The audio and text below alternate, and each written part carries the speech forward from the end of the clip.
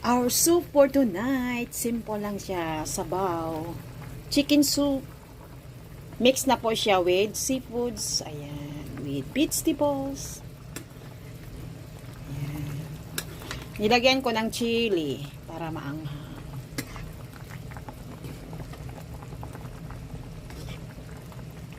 So, ayan. So, mix na po siya, guys.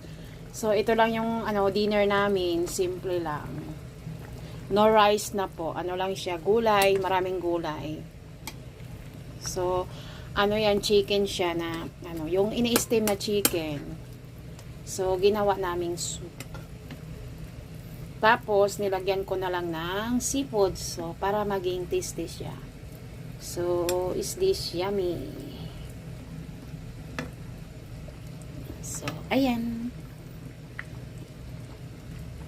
Thanks for watching.